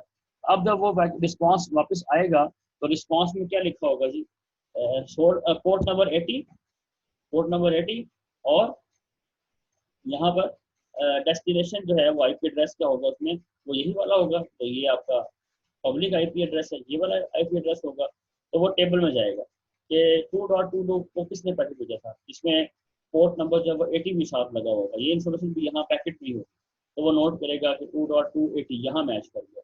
इसका मतलब ये है कि ये पैकेट इस वाले नोड ने इनिशिएट किया था, तो वो फिर क्या करेगा, इस IP एड्रेस को उतार के जो यहाँ पर लगा हुआ आएगा ये वाला, इसको उतार कर वो इस वाले को लगा के भेज देगा। तो इस तरीके से बेसिकली क्या हो रहा है जी, आपका जो नेटवर्क एड्रेस ट्रांसलेशन हो रही है। जी शाहजेब, सरदार साहब जी। अस्सलाम वालेकुम सर। अच्छा जी, वाले सर, ये मैं ये कह रहा हूँ सर, अभी हमारी DLD की क्लास स्टार्ट बस होनी बस है ठीक तो है, टाइम दो 3 मिनट चाहिए और ज़्यादा नहीं चाहिए, ठीक है ना, ओके। चले सर। अच्छा जी, तो सर बाद में सर करते हैं जब ये बाद में हाँ जी जी बोलें, पूछें सुभान। सर जब ये रिसीव हो गया इधर तक तो समझ आ गया, लेकिन जब इसने वापस में भेजे हैं पैकेट, उसके बाद सर क्या हुआ है वो दोबारा एक दफा बता दें। जी जी कहा। तो हुआ ये है कि लेट्स से मैं कहता हूँ कि पोर्ट नंबर 68 वाला डीएससीपी की रिक्वेस्ट जो है वो इस वाले कंप्यूटर ने भेजी 2.2.2 को ऐसे भेजी। तो इसने नोट कर लिया कि 2.2.2 को एक पैकेट गया है जो कि भेजा है सोर्स 3.1 ने और पोर्ट नंबर 68 लगाया, भेज दिया। जब रिस्पांस आएगा तो उसमें रिस्पांस में भी पोर्ट नंबर क्या लगा होगा, 68 लगा होगा, ऐसे ही है। तो ये कहेगा जी कि 68 जो रिस्पांस है, फॉर एग्जांपल यही वाला जो रिस्पांस है ये इसी का है, तो यहाँ पे साथ में जो है आपके पास 8 ये 68 भी लिखा होगा पैकेट के अंदर, यहाँ पर 68 भी लिखा हुआ होगा, ऐसे 68 लिखा होगा। तो इसने नोट किया कि 2.2.2 और 68 ये पैकेट किसने भेजा था, ये इसने भेजा था। तो वो क्या करता है, यहाँ जो आपके पास डेस्टिनेशन आईपी एड्रेस है जिसपे वो इंटरनेट से जब आएगा तो वो किसी पब्लिक आईपी एड्रेस पे आएगा। पब्लिक आईपी एड्रेस ये वाला इस्तेमाल हो रहा है, तो वो इस वाले आईपी एड्रेस के ऊपर पैकेट आ रहा है। लेकिन असल तो ये नहीं है ना, असल तो बिहाइंड द सीन हुआ कोई आपका प्राइवेट आईपी एड्रेस है। तो फिर ये राउटर क्या करता है, इस वाले आईपी एड्रेस को जो ये लगा होगा यहाँ पे, इसको उतार के कौन सा आईपी एड्रेस लगाए जो टेबल कहेगा। टेबल क्या कह रहा है कि 2.2.2 और 68 जो है ये जो मैच कर रहा है इसके साथ, वो इस वाले सोर्स ने भेजा था। तो वो राउटर जो है वो यहाँ पर डेस्टिनेशन वाली जो है फील्ड में अपना ये जो पब्लिक आईपी है इसको रिमूव करके ये वाला आईपी एड्रेस लगाएगा और वो लगाकर यहाँ पर बिल्कुल वैसे ही ये 68 वाला जो पैकेट है ये उधर भेज देगा और अब ये पैकेट सीधा 3.1 में पहुंच जाएगा, क्योंकि यहाँ से पता लगा। अच्छा, अब दूसरा एक और रिस्पांस आता है। रिस्पांस जो आएगा और उसमें उसमें क्या है, उस रिस्पांस में जो नंबर है यहाँ पर वो 60 सॉरी ये नंबर ये नहीं है, नंबर कुछ और है। नंबर ये है जिन्होंने कहा था, नंबर लगा हुआ है 80, नंबर लगा हुआ है 80, ये 80 लगा हुआ है। तो 2.2.80 आया, रिस्पांस जो आया वो ये आया। डेस्टिनेशन एड्रेस तो अभी भी यही लगा होगा 200.255.224.5.8, क्योंकि इस वाले आईपी एड्रेस को हम एक ही आईपी एड्रेस यूज कर रहे हैं ना, बार बार सबके लिए वही यूज करें, तो डेस्टिनेशन आईपी एड्रेस सबका सेम ही आ रहा है। तो इसलिए उसको तो देखेंगे ना कि वो क्या है, क्योंकि वो तो यही होगा सबका। वो देखेंगे कि सोर्स कौन है, सोर्स 2.2 है और 80 को, तो 2.2.2.2 और 80, इसका मतलब है ये जो पैकेट था ये शुरू किसने किया था, 3.2 नहीं, किसने किया था। तो अब वो क्या करेगा, बेसिकली यहाँ पर 3.2 वाला आईपी एड्रेस लगाएगा, 1 नहीं लगाएगा, समझ आ रही है बात। और अगेन यही पैकेट में बस वो यही तब्दीली करेगा और पैकेट भेजेगा। अब 3.2 कौन है, 3.2 तो ये है, पैकेट इसको मिल जाएगा, इसको नहीं मिलेगा, समझ आ रही बात, क्योंकि वो इसी ने भेजा था पैकेट। जो जो 80 वाला है ना, वो यहाँ मैंने बनाया हुआ तो जरूर है, लेकिन 80 वाला असल में पैकेट जो भेजा था शुरू में वो इसने भेजा था यहाँ पे, HTTP का पैकेट पोर्ट नंबर 80 के साथ HTTP वाला पैकेट जो है वो इस कंप्यूटर ने भेजा था जिसका आईपी एड्रेस 3.2 है, ठीक है। तो इसने भेजा, इसने था ये नहीं भेजा, मैं इसको यहाँ से रिमूव कर देता हूँ। ये इसने नहीं भेजा, असल में भेजा किसने है, वो इसने भेजा, ये रिमूव हो गया, ठीक है। तो ये बेसिकली जो भेजने वाला था वो ये था, ये होगा ये रिमूव। चलो आई होप ये अब क्लियर है। तो ये इसने भेजा था, तो ये अब सही डेस्टिनेशन को पैकेट, अब देखिए एक आईपी एड्रेस को यूज करके नेटवर्क एड्रेस ट्रांसलेशन के जरिए से हम सही नोड तक वो पैकेट पहुंचा रहे हैं, एक आईपी एड्रेस। लेकिन अभी भी जो पब्लिक आईपी एड्रेस है वो कितने हो सकते हैं, 2 बिलियन, 2.5, अभी हमने देखा 2.5 बिलियन। स्टिल अभी भी ये नेटिंग करके प्राइवेट और पब्लिक आईपी एड्रेस में तकसीम करने के बावजूद भी हमारा अभी भी काम जो है वो नहीं हो पाएगा, अभी भी देयर इज स्टिल प्रॉब्लम। और इस मसले का हल फिर वही है कि IPv6 कर ली जाए, क्योंकि उसमें आपके पास नंबर ऑफ आईपी एड्रेसेस बहुत ज़्यादा है एज कम्पेयर टू दिस, जारी बात।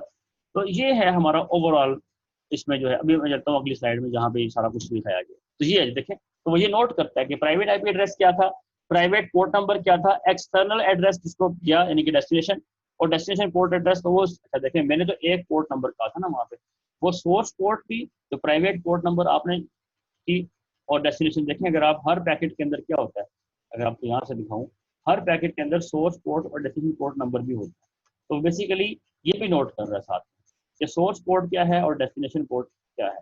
तो सोर्स पोर्ट और डेस्टिनेशन पोर्ट जो है वो भी नोट करता है, और सोर्स एड्रेस और डेस्टिनेशन एड्रेस भी नोट करता है। और इसी तरीके से ट्रांसपोर्ट प्रोटोकॉल कौन सा है, प्रोटोकॉल भी नोट करता है, TCP है, UDP है, कौन सा प्रोटोकॉल है जो पैकेट जनरेट कर रहा है, तो टेबल के अंदर एंट्रीज इस तरीके से होती हैं, अब इसकी बुनियाद पे मैच करके वो पता लगा लेता है कि बेसिकली कौन सा पैकेट किसको गया था, तो मैंने उसको किस ट्रांसलेट करा, तो वो ट्रांसलेशन करने के लिए टेबल यूज करता है, नेट टेबल पूरा उसके पास होता है मौजूद, जो हमारे राउटर्स होते हैं। ठीक है जी बात। पोर्ट फॉरवर्डिंग भी इसी तरीके से होती है, लेकिन वो हम आज कवर नहीं करेंगे, वो हमारे टॉपिक का हिस्सा नहीं है। तो आज हमने मजीद इसको फाइंड आउट करते हैं। आज हमने जो चीज़ें देखी हैं उसके अंदर बहुत सारी चीज़ें हैं, उसमें नेटिंग भी है, प्राइवेट पब्लिक आईपी एड्रेसेस हैं, डीएचसीपी सर्वर के बारे में हमने पढ़ा। तो छोटे छोटे कुछ टॉपिक्स थे वो हमने काफ़ी डिटेल में डिस्कस किए हैं। आई hope you understand. Next time जब हम आएंगे तो फॉरवर्डिंग ऑफ आईपी पैकेट्स को शुरू करेंगे इंशाल्लाह। आई होप यू अंडरस्टैंड जी। एनी क्वेश्चन प्लीज आस्क जी, एनी क्वेश्चन जी।